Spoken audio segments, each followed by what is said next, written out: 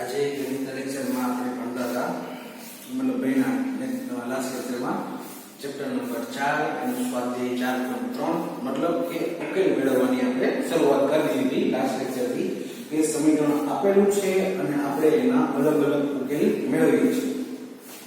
આજના લેક્ચરમાં આપણે એવું કરવાનું છે પણ થોડીક નવીનતા આવે છે. નવીનતા એટલે કે આપણે ધોરણ 8 માં ભણ્યા હતા કે 8 માં ભણ્યું છે બહુ 7 માં કે 6 માં પણ તમે સમીકરણનો એવો શબ્દ ભણી ગયા છો કે જેમાં મોટી રકમ આપી હોય 2 થી 3 લાઈનની સરસ મજાની ગુજરાતીમાં અને એમાંથી આપણે સમીકરણ બનાવવાનું બરાબર. પણ 8મા ધોરણમાં જે સમીકરણ બનાવતા હતા એ માત્ર એક જ ચલ હતો. એક જ ચલનો મતલબ કે જેમાં માત્ર આપણે એક સિદ્ધાંત હતા બીજું કંઈ કરતા નહોતા. હવે ધોરણ 9 માં અને ધોરણ 10 માં બંનેમાં આપણે જ્યારે દ્વિચલ સુરેખ સમીકરણ ભણીએ છીએ ત્યારે બે ચલ ધારવાના થશે બરાબર. કેટલા ચલ? બે ચલ અને ક્યાં આવશે? x અને y. હવે જોજો જ્યારે બે ચલ ધારો છો એટલે સાથે સાથે સુરેખ સમીકરણો પણ છે. સુરેખ સમીકરણનો મતલબ એક જ ઘાત હોવી જરૂરી છે એ આપણે શીખી ગયા છીએ બરાબર. તો સ્વાધ્યાય 4.3 માં આપણે દાખલા 2 કમ્પ્લીટ કર્યા હતા. મુખ્ય દાખલા 2 કે 3 કમ્પ્લીટ કર્યા હતા. હવે દાખલા નંબર 4 થી શરૂઆત કરીએ છીએ.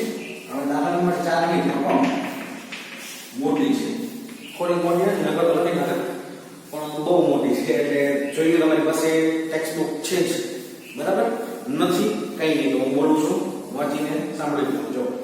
એક શેર પેલા એક રકમ વાંચી લેવા બરાબર. આખા રકમ વાંચી લો પછી આપણે જોઈએ કે એમાં શું કહેવા માંગે છે, શું કીધેલું છે. ચાલો. એક શહેરમાં ટેક્સીનું ભાડું આ પ્રમાણે છે. મતલબ એક ટેક્સીની વાત કરી છે કે એનું ભાડું કેવી રીતના છે. હવે તમે ગયા હોય કે નહીં એ ખબર પણ જનરલી એવો નિયમ હોય કે અમુક ભાડું છે ને એ ફિક્સ હોય તમે જ્યારે ટેક્સી બુક કરો ત્યારે, અને બાકીનું ભાડું છે તમારે કિલોમીટર પ્રમાણે હોય કે પછી મિનિમમ આટલા તો દેવાના છે, 150 રૂપિયા દેવાના છે. પછી તો કે બાકીના તમે 10 કિલોમીટર આવો છો તો એનો અલગ હિસાબ થાય, 5 કિલોમીટર અલગ ચલાવો છો તો એનો હિસાબ થાય. હવે જો આગળ પ્રથમ કિલોમીટર માટે ભાડું 8 રૂપિયા અને ત્યારબાદના દરેક કિલોમીટર માટે ભાડું 5 રૂપિયા પ્રતિ કિલોમીટર છે બરાબર. પહેલા 1 કિલોમીટર માટે ભાડું કેટલું કીધું? 8 રૂપિયા અને પછી જેટલા કિલોમીટર તમે કાપશો એનું ભાડું કેટલું કહી દીધું છે? 5 રૂપિયા. હવે જો કાપેલ અંતર x કિલોમીટર અને કુલ ભાડું y રૂપિયા લઈને દ્વિચલ સુરેખ સમીકરણ લખો અને તેનો આલેખ દોરો. આલેખ દોરવાનો છે અને દ્વિચલ સુરેખ સમીકરણ લખવાનું છે બરાબર. તો સ્વાભાવિક છે આલેખ દોરવાનો હોય તો ઉકેલ મેળવવાનો પડશે અને સમીકરણ પણ બનાવવું જ પડે. ચાલો તો આપણે બનાવવાનું શરૂ કરીએ. શું બનાવશું? સમીકરણ. કેવું? દ્વિચલ સુરેખ સમીકરણ. હવે આમાં આપણે કહી દીધું છે કે કાપેલું અંતર શું છે? તો કે x કિલોમીટર કુલ અંતર બરાબર. કેટલું અંતર કેટલું? તો કે x કિલોમીટર જેટલું, x કિલોમીટર. રેડી? હવે આગળ જુઓ અને કુલ ભાડું કેટલું છે? તો રૂપિયા વાય. કુલ ભાડું બરાબર રૂપિયા વાય. ચાલો x અને y તો આવી ગયા. હવે આગળ શું કીધું હતું? તો કે પ્રથમ કિલોમીટર માટે ભાડું રૂપિયા 8 છે. તો એ લખો છો પ્રથમ કિલોમીટરનું ભાડું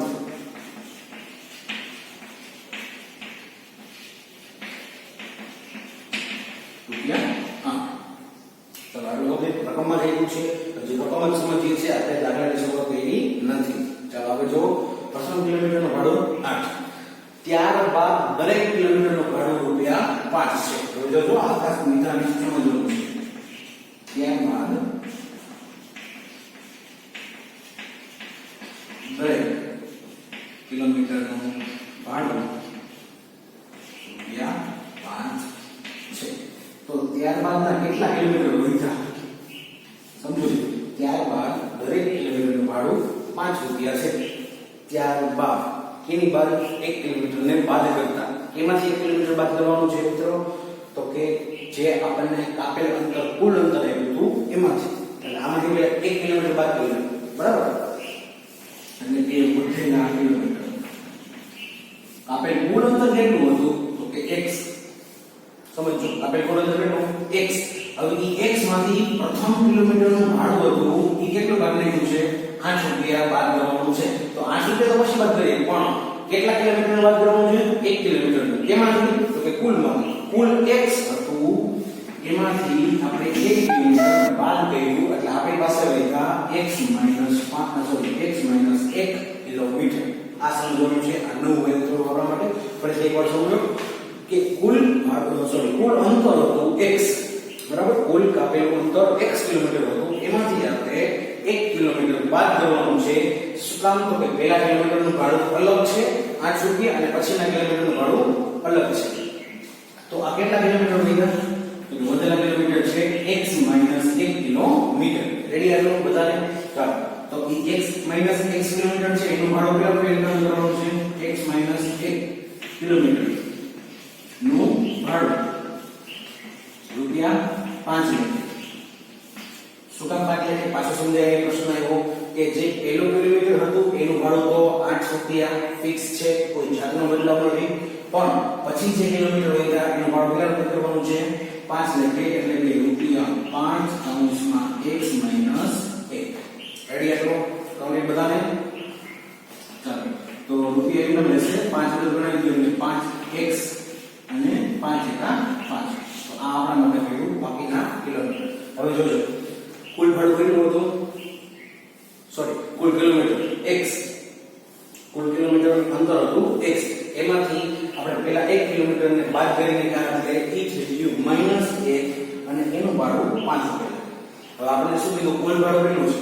એટલે કુલ ભાડું છે રૂપિયા y. ચાલો તો નંબર કરીએ કુલ ભાડું બરાબર પહેલા કિલોમીટરનું ભાડું કેટલું હતું? તો કે 8 રૂપિયા. ચાલો, પછીના દરેક કિલોમીટરનું ભાડું 5 રૂપિયા લેખે ગયું એટલે કેટલું મળ્યું આપણને? 5x - 5. રેડી આટલું? ફરીથી એકવાર ન સમજાવું તો ખાસ સમજો. પહેલા કિલોમીટરનું ભાડું 8 રૂપિયા એટલે ઈ તો દેવાનું તો ફિક્સ છે, તમે ગાડીમાં બેસો એટલે 8 રૂપિયા રેડી કરતા, બરાબર, કેમ કે ઈ મિનિમમ ભાડું છે એટલું તો દેવાનું છે, ફરજિયાત છે, એટલે 8 રૂપિયા થઈ ગયું. પછી જેટલા કિલોમીટર વધ્યા એટલે કે પહેલા 1 કિલોમીટરને બાદ કરીને કેટલા કિલોમીટર વધ્યા? x - 1. તો ઈ x - 1 નું ભાડું કેટલા રૂપિયા નક્કી કરવાનું છે? ત્યારબાદ દરેક કિલોમીટરનું ભાડું છે રૂપિયા 5, એટલે જે x - 1 કિલોમીટર વધ્યા એને ગુણ્યા 5 કર્યા એટલે 5x - 5.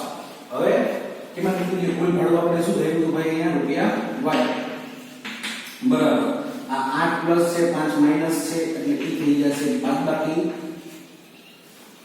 પ્લસ 3, બરાબર. 8 માંથી 5 બાદ ગયા એટલે 3 વધ્યા. ચાલો, આ આપણું સમીકરણ મળ્યું y બરાબર 5x + 3. આ આપણો જવાબ. સમજાણું? સહેલું છે, થોડી બુદ્ધિ દોડાવી પડે, નવું છે એટલે સમજવામાં વાર લાગે, ખબર ન પડે તો વિડિયો 2 વાર જોઈ લેવાનું, 2 વાર શીખી લેવાનું, 2 વાર બુદ્ધિ દોડાવવાનું, બરાબર. પછી એકવાર જોઈ લો. આપણે એમ કીધું કે એક શહેરમાં ટેક્સીનું ભાડું આ પ્રમાણે છે.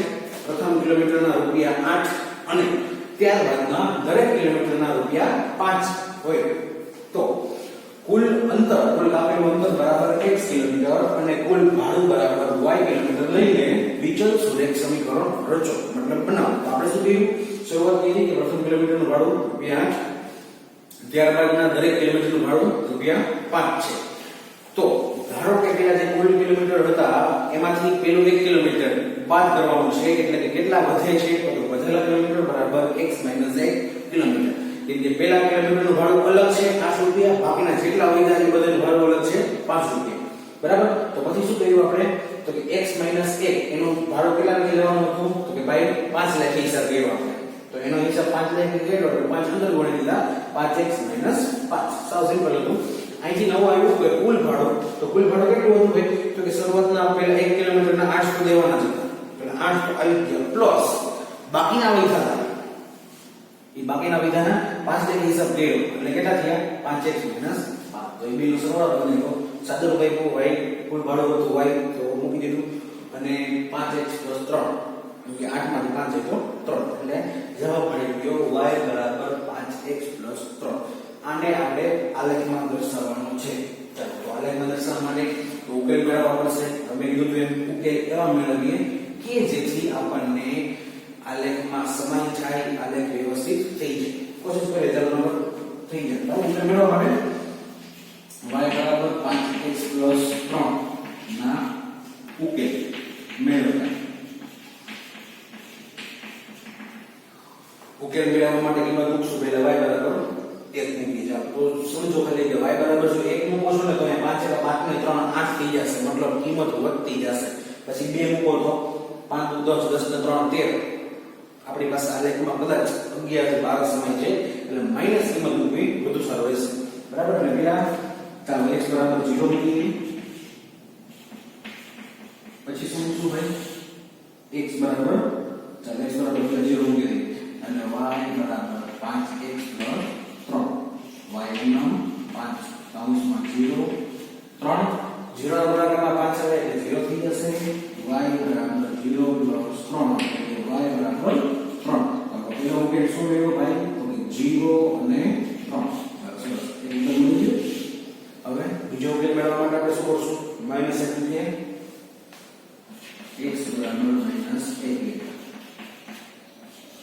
મૂકી ચાલો જોજો x બરાબર માઈનસ 1 મૂકીએ એટલે સમીકરણ છે y બરાબર 5x 3 એમાં y કેમ x ની જગ્યાએ માઈનસ 1 તો 5 કા 5 પ્લસ માઈનસ માઈનસ 3 પ્લસ હતા એમ માઈનસ 5 પ્લસ 3 કેટલા વધશે 2 કેવા માઈનસ y બરાબર માઈનસ 2 તો આ અને બીજો ઉકેલ મળી ગયો માઈનસ 1 અને માઈનસ 2 રેડી ચાલો ત્રીજો અને છેલ્લો ઉકેલ મેળવવા માટે આપણે લઈએ x બરાબર 1 સમજો જ્યારે x બરાબર 1 લ્યો છો ત્યારે આ લેખમાં 8 સુધી રહેશે 8 સમય જઈશ બરાબર એવું માનું છું ચાલો તો y બરાબર 5x 3 y 5 નો 1 + 3 5 કા 5 5 ને 3 8 આપણો ઉકેલ શું મળ્યો 1 અને 8 મેં તમને પહેલા કીધું હતું કે જ્યારે તમે ઉકેલ લખો છો એટલે પહેલા x નો ઘટક પછી y નો ઘટક અહીંયા પણ પહેલા x નો ઘટક -1 y નો ઘટક -2 x નો ઘટક 0 y નો ઘટક 3 રેડી સમજો કેમ કે આનાથી આલેખ જો xy લખવામાં ભૂલ થશે તો આલેખ સુરેખ રેખા નહીં આવે મતલબ સીધી રેખા નહીં મળે તમારો આલેખ ખોટો થશે બરાબર અને આલેખમાં દર્શાવવાની કોશિશ કરીએ રફલી એકદમ તમારી પાસે છે ને સરસ મજાનો આલેખ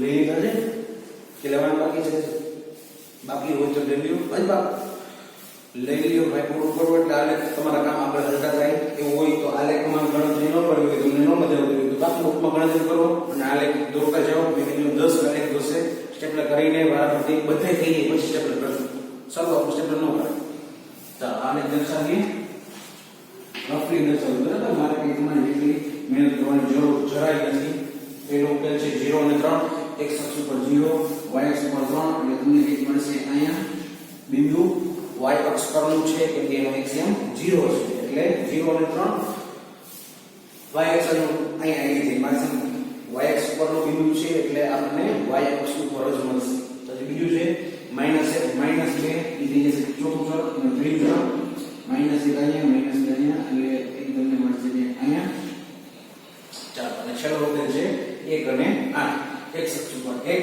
y અક્ષ ઉપર 8 સીધી સ્લાઇડ જશે એટલે તમને એક મળશે અહીં બરાબર તમારી પાસે આલેખ હશે અને એમાં દોરશો એટલે માપ સીધી આવી જાય આ છે તો તમને આઈડિયા આવી જાય કે ત્રણ બિંદુ ક્યાં આવે છે એક ત્રીજા ચરણમાં આવશે એક y અક્ષ ઉપર આવશે અને એક છે પહેલા ચરણમાં ઉપર આવશે 8 પાસે છે બરાબર આ થઈ ગયો આલેખ સરસ મજાનો દાખલો 4 માર્કમાં પૂછાય સેલો દાખલો છે થોડીક સમજવામાં તમારે ધ્યાન રાખવાની 2 વાર સમજી લેવાનું બરાબર તો દાખલા નંબર 4 પૂરી થઈ ગયો દાખલા નંબર 5 છે ને એ આકૃતિ વાળો છે મતલબ એમાં તમને આકૃતિ A અને આકૃતિ B આપેલી છે એમાં ઉપરથી તમારે સમીકરણ બનાવવાના છે મતલબ સમીકરણ આપેલા છે મતલબ MCQ છે કેવું છે MCQ એક આકૃતિ છે એમાં અલગ અલગ આવી રીતના બિંદુ આપેલા છે બરાબર બિંદુઓના નામ દરેક લખો તો આ બિંદુ 0 અને 3 આ થઈ ગયું -1 અને -2 અને આ થઈ ગયું 1 અને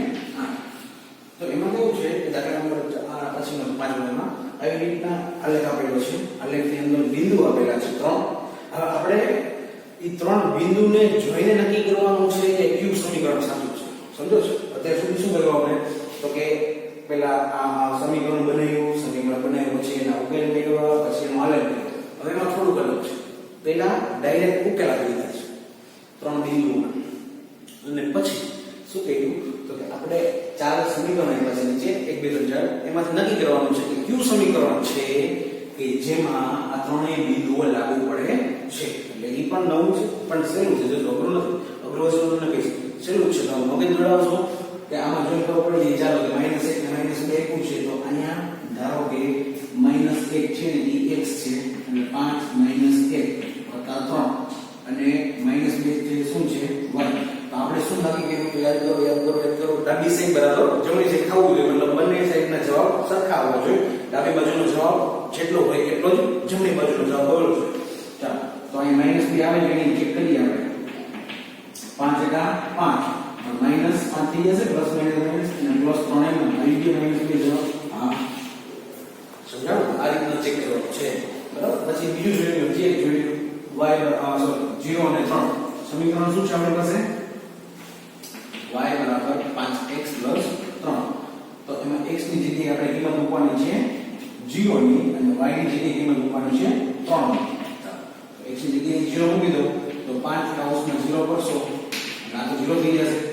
તો ઓટોમેટિક તમને y બરાબર કેટલા મળ્યા? માત્ર 3. y બરાબર તો 3 છે. સમજાવો? સમીકરણ આપેલા છે, એના ઉકેલી છે, પણ એક સાથે 4 સમીકરણ આપ્યા છે, એમાંથી એક જ સાચું છે. તકલીફ એ છે જ્યારે આપણી પાસે એક કરતા વધારે ઓપ્શન હોય ને ત્યારે આપણે કન્ફ્યુઝ થઈએ, બરાબર? ગમે તે હોય પછી ગણિત રીતે બોલે બીજું ગણિત બોલે, બરાબર? તો પહેલા જોઈએ દાખલા નંબર 5. સમજો નિરાતે શાંતિથી, બરાબર? જો દાખલા નંબર 5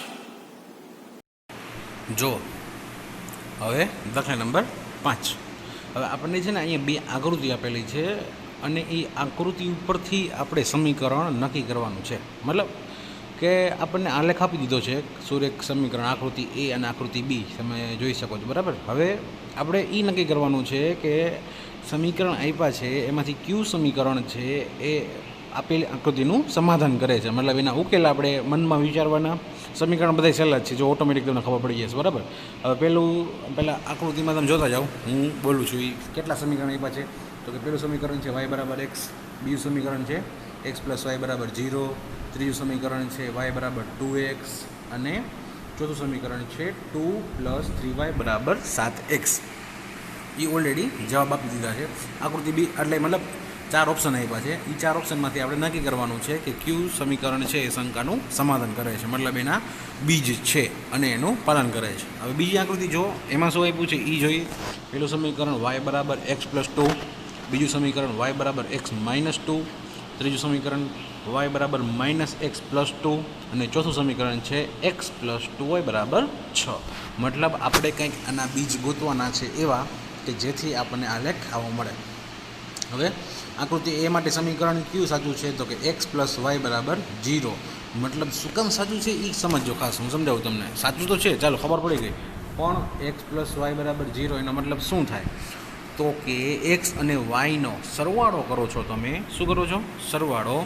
ત્યારે આપણને જવાબ શું મળે છે? 0. ઉદાહરણ તરીકે જોતા જઈએ. હવે આમાં બીજ આપ્યા છે ને, એ બીજ જોઈએ આપણે. જોજો, ખાસ સમજજો. બીજ શું આપ્યું છે? -1 અને 1. હવે -1 1નો સરવાળો કરશો તમે એટલે જવાબ શું આવશે? 0. 0 ને 0નો સરવાળો કરો, જવાબ શું આવે? 0. 1 અને -1નો સરવાળો કરો, જવાબ શું આવશે? 0. એટલે કે બંને અક્ષ પરના બિંદુઓ, મતલબ કે x અક્ષ અને y અક્ષ પરના બિંદુઓ છે એ બધાનો સરવાળો કરીએ છીએ ત્યારે આપણને જવાબ શું મળે છે?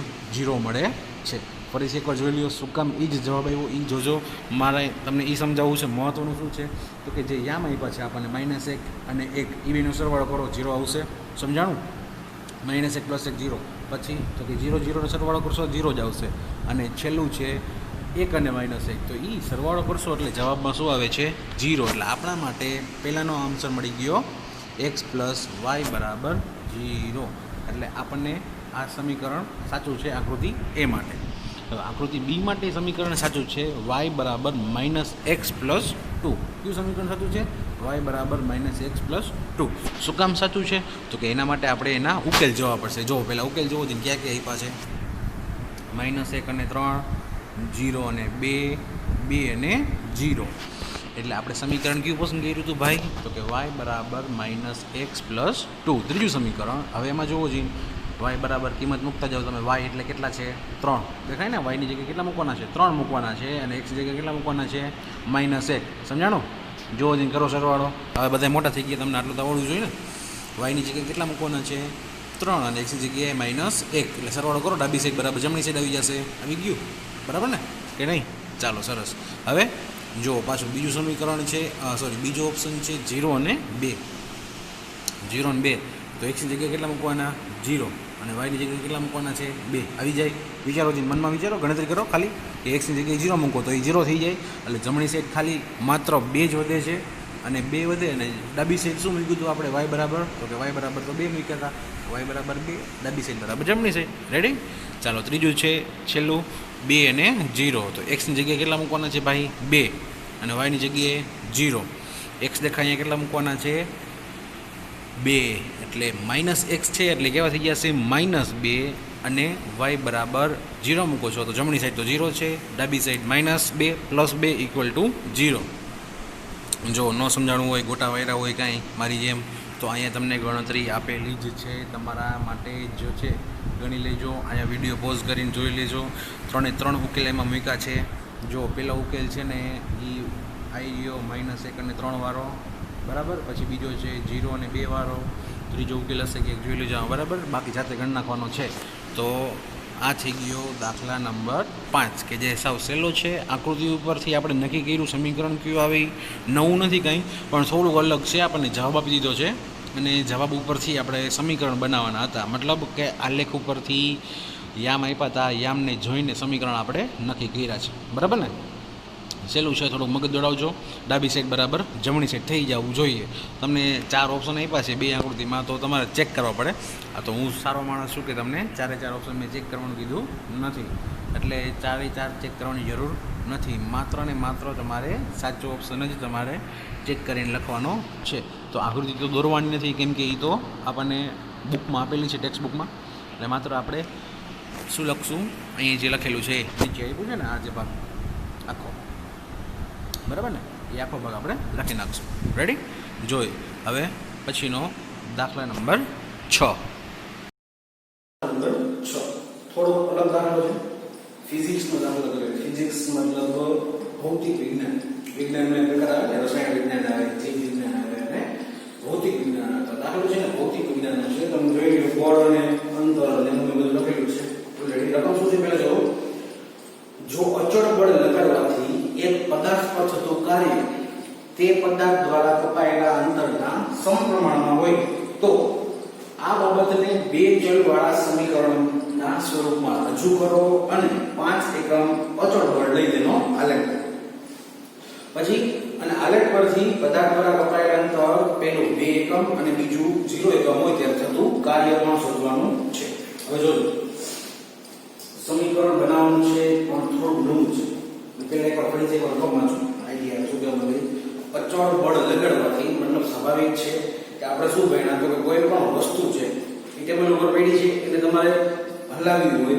તો એને તમે ધક્કો મારવો પડે ધક્કો એ તમારું બળ કહેવાય ને બરાબર ધક્કો માર્યો છે ધારો કે આ પદ આ મારી પાસે ચોક છે બરાબર અહીંયા પડ્યો છે હવે આ ચોકને મારે હલાવવો છે બરાબર અહીંથી અહીં સુધી હલાવ્યું તો મેં જે બળ લગાવ્યું એ બળ થશે અને થતું કાર્ય એટલે શું તો કે ચોક અહીંયા હતો બરાબર દેખાય ને બરાબર દેખાય જોજો ચોક અહીંયા છે મારે ધક્કો મારીને અહીંયા પહોંચાડ્યો તો થતું કાર્ય એ અહીંથી આટલું હોય છે ને મતલબ આ 6 સેન્ટીમીટર છે તો એ 6 સેન્ટીમીટર થતું કાર્ય કહેવાય બળ કેટલું લગાવ્યું તો કે મેં મારા શરીર પ્રમાણે બળ લગાવ્યું બરાબર જેવી જેની તાકાત એ પ્રમાણે લાગે બરાબર તો આની વાત કરી છે આપણે હવે જો આપણે કેવું શું માંગીએ છે કે અચળ બળ છે એ 5 એકમ લઈ લેવાનું છે બરાબર અચળ બળ 5 એકમ લઈ લેવાનું છે હવે સૌથી પહેલા તો 2 સમીકરણ સોરી 2 ચલ વાળું કીધું છે સમીકરણ બનાવવા માટે તો 2 ચલ વાળા સમીકરણ બનાવવા માટે જરૂરી શું છે x અને y એટલે કહેલું છે પદાર્થ દ્વારા કપાયેલ અંતર x એકમ અને પદાર્થ દ્વારા થતું કાર્ય બરાબર y એકમ અને અચળ બળ છે 5 એકમ એ આપણે રકમમાં આપેલું છે સૂત્ર કયું છે એ સૂત્ર આવું છે કાર્ય અને સૂત્ર બહુ મોટું છે ટૂંકમાં પદાર્થ દ્વારા થતું કાર્ય બરાબર તે માટે લગાવવું પડતું બળ ગુણ્યા પદાર્થે કાપેલું અંતર બરાબર મોટું સૂત્ર છે ટૂંકમાં લખીને થતું કાર્ય અથવા તો કોઈ પણ પદાર્થ પર થતું કાર્ય બરાબર પદાર્થ પર લગાડવામાં આવતું બળ એટલે કે ધક્કો મારીએ ને બળ અને પદાર્થે કાપેલું અંતર. મેં તમને હમણાં સમજાવ્યું કે ચોક છે, ચોકને અહીંથી ફેરવીને ધારો કે એક જગ્યાએ છે સ્થિર, હવે અહીંયાથી ફેરવીને મેં અહીંયા મૂક્યું તો થતું કાર્ય કેટલું થાય? તો કે અમારા હાથ જેટલું થશે. બરાબર? તો આ સૂત્ર છે. આ સૂત્ર તમારે આગળ કદાચ ભણવામાં આવશે અથવા તો આવી ગયું હોય તો પણ મને ક્યાંક નથી, પણ થતું કાર્ય બરાબર કાપેલ અંતર ગુણ્યા તે માટે લગાડવામાં આવતું બળ એટલે કે ધક્કો. સામાન્ય રીતે ધક્કો એવું નથી બળ છે એ તપાસી ઘણી જગ્યાએ કરે ને, જ્યાં માણસ નવો છે તો મોટા પથ્થર લાવવા કે ધક્કે ન મારે, બરાબર ને, એ મશીન આવે તો એ એક પ્રકારનું બળ લગાડશે. તો વાત એવી હતી કે સૂત્ર આ નવું આવ્યું, કાર્ય બરાબર બળ ગુણ્યા અંતર. રેડી એટલું ફરીથી પર સમજી લઈએ. આપણે એમ કીધું કે કોઈ પદાર્થ પર જ્યારે પ્રચંડ બળ લગાડવામાં આવે તો તેના પર થતું કાર્ય એ આપેલા અંતરના સમપ્રમાણમાં હોય એટલે કે સરખા પ્રમાણમાં હોય તો આવી પરિસ્થિતિને બે ચલના સ્વરૂપમાં સમીકરણ દર્શાવો. બે ચલ સ્વરૂપમાં સમીકરણ દર્શાવવાનું છે. આપણે શું કહ્યું? આપેલ અંતર રાખ્યું એટલે પાય અંતર x એકમ અને થતું કાર્ય y એકમ અને અચળ બળ એકમ આપણને 5 એકમ આપેલું જ છે. એ રકમમાં હતું, એમાં કઈ આપણે કરવા ગયેલો નથી. આગળ જો આ સૂત્ર છે મેં કીધું એમ, કાર્ય બરાબર બળ ગુણ્યા અંતર. આપણું સૂત્ર ફરીથી એકવાર રિપીટ કરી દઉં કે કોઈ પણ પદાર્થ પર થતું કાર્ય બરાબર તેના પર લગાડવામાં આવતું બળ ગુણ્યા પદાર્થે કાપેલું અંતર. એટલે કે પદાર્થ પર જેટલું તમે બળ લગાડશો, નાની વસ્તુ છે ઓછું ધક્કો મારશો તો એ ખસી જશે, બહુ મોટી વજનદાર વસ્તુ છે તો વધારે બળ કરવું. આ સવાલ છે. ચાલો હવે અહીંયા મૂકવાની રહેશે ખાલી પદાર્થ પર થતું કાર્ય શું થયું હતું આપણે y બળ અહીંયા પણ આપણે લીધું 5 અને અંતર x એટલે કે આપણું સમીકરણ થઈ ગયું y બરાબર 5x. કાર્ય છે ને એ અંતર કરતા 5 ગણું થાય છે એવું કહી શકાય. બરાબર? જોઈએ 5 ગુણ્યા x એટલે y બરાબર 5x થઈ ગયો. હવે આને આપણે આલેખમાં દર્શાવવાનું છે. બરાબર? તો આલેખમાં દર્શાવવા માટે મેં કીધું કે તમારે સમીકરણને જોઈને આલેખ બનાવવો પડે કે જેથી આપણા આખા આલેખમાં બિંદુઓ સમાય. હવે 5 નો વેલ્યુ હશે એવું ખબર પડી ગઈ કે તમે y બરાબર 1 મૂકશો તો 5 કા 5, y બરાબર 2 મૂકો તો 10, 3 મૂકશો તો 15. એટલે આપણે પાસે 12 સમય છે તો આપણે મૂકી કિંમત કે પહેલા વેલા x બરાબર 0 લેતા. કેમ કે મેં કીધું હતું કે આ બધી કિંમત છે ફિક્સ છે કે જે તમારે સમીકરણમાં મૂકી દેવાની. x ની જગ્યાએ 0 મૂકી દો એટલે y શું મળી જશે? 0. ઓટોમેટિક આપણને પહેલો ઉકેલ મળી ગયો 0. અને સ્વાભાવિક છે ને તમે x એટલે શું છે? અંતર જ્યારે 0 લઈ લો છો તો કાર્ય થાય જ નહીં. તમારે કાર્ય દર્શાવવા માટે આ એક બિંદુ છે, અહીં ચોક પડ્યો છે, આ બિંદુએ ચોક પડ્યો છે, એટલે કે બિંદુ ચાલો ફટાફટ આ બિંદુએ ચોક પડ્યો છે, અહીંયાથી આ બિંદુએ લઈ આવો છે તો અહીંથી તમારે આમ ખસેડવો પડે, આમ તમારે ધક્કો મારવો પડે, બળ લગાડવું પડે. જો તમે એ અંતર કાપવું જ નથી, એ અહીંયા પડ્યું છે, થોડું આટલું છે તો એને પડ્યું છે તો એ કાર્ય થશે જ નહીં. શું કામ નહીં થાય? તો કે અંતર છે એ 0 થઈ જાય છે. અંતર જો કપાતું નથી તો એમાં કોઈ પણ જાતનું કાર્ય થતું નથી.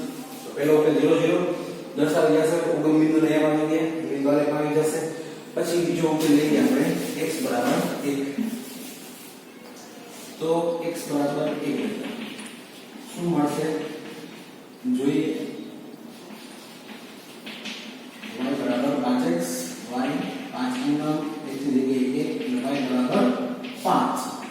આ આપણને બીજો ઉકેલ મળી ગયો 1 અને 5. હવે તમને માઈનસ જો માઈનસ મેં કીધું લઈ વિચારો માઈનસમાં કોઈ દિવસ x શું થયું? અંતર. x અંતર થયું ને આપણે x ની કિંમત લઈ x બરાબર 0 લીધું, x બરાબર 1 લીધું, x બરાબર -1 ન લઈ શકો તમે, કેમ કે આવા પરિસ્થિતિમાં આવા દાખલામાં અંતર થયું છે આપણે x એ ક્યારેય ઋણ થતું નથી. બરાબર? કોઈ પણ રાશિ હોય, રાશિ મતલબ અંતર હોય, ઊંચાઈ હોય, વજન હોય, બળ હોય, કાર્ય હોય, ક્યારેય ઋણ ન થાય એટલે આપણે એમાં માઈનસ કિંમત લઈ શકશું નહીં.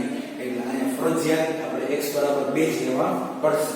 હકીકતમાં અંતર એ 0 હોય નહીં, પણ આ પ્રેક્ટિકલી શક્ય છે કેમ કે ઋણ તો નથી. બરાબર? ચાલો તો હવે છેલ્લો ઉકેલ x બરાબર 2 ફરજિયાત 2 લેવા પડશે. સમય જશે 10 સુધી તમારે આલેખમાં સમારવા પડશે. ચાલો તો y બરાબર 5 અને 10 તો ઉકેલ મળી ત્રણ આપણે મળી ગયા છે. એને આપણે દર્શાવીએ છીએ આલેખમાં. તો આલેખમાં મેં કીધું 10 સુધી તો મિનિમમ 12 સુધી આપણે y અક્ષ ઉપર એટલે ઊભી રેખા જે છે એમાં 11 થી 12 સુધી સમાય છે. બરાબર, મિનિમમ 11 સુધી સમાવા જોશે કોઈ પણ રીતે. હવે એ તમે આવડે છે કેમ કરવું? ઘણી વાર તમારે થાય કે વચ્ચોવચ્ચ લીટી ન હોય કે આપણે ક્યાં સુધી જવું છે, ધન છે ને એટલે ઉપર 10 સુધી જવું છે, તો આ લીટી છે ને આપણે બુદ્ધિ જોડાવી થોડી હોય તો નાનકડી અહીંયા બરાબર. એટલે y ઉપર મોટા મોટી કિંમત કેટલી છે? નાની કિંમત છે 0. તો આવી ચલણ છે એટલે નીચેના ચલણ છે એનું કઈ કામ છે નહીં. એટલે આ રીતે આ ગણવાનું કોઈ જરૂરી નથી કે હું 14 જ કરું. ઉપર 10 ખાના મૂકવા અને નીચે 10 ખાના મૂકવા એવું જરૂરી નથી. કે નાના હતા ત્યારે કરતા હતા મજા આવી એટલે હવે તો આપણે પરિસ્થિતિ પ્રમાણે આલેખ કરવાનો. કયા ચરણનું કામ છે? તો કે બધા ધર્મ જ એવા છે. તો પહેલું ચરણ હતું ને 49 ચરણ, બરાબર. આ પહેલું ચરણ છે. પહેલું, બીજું, ત્રીજું અને ચોથું. તો આમાં જ આવશે આલેખમાં બિંદુ દર્શાવો. પહેલું તો 0 0 બિંદુ ના અહીંયા. બીજું છે 1 અને 5. તો x અક્ષ ઉપર 1 અહીંયા હશે, 5 અહીંયા હશે. અને ત્રીજું છે 2 અને 10 અહીંયા હશે.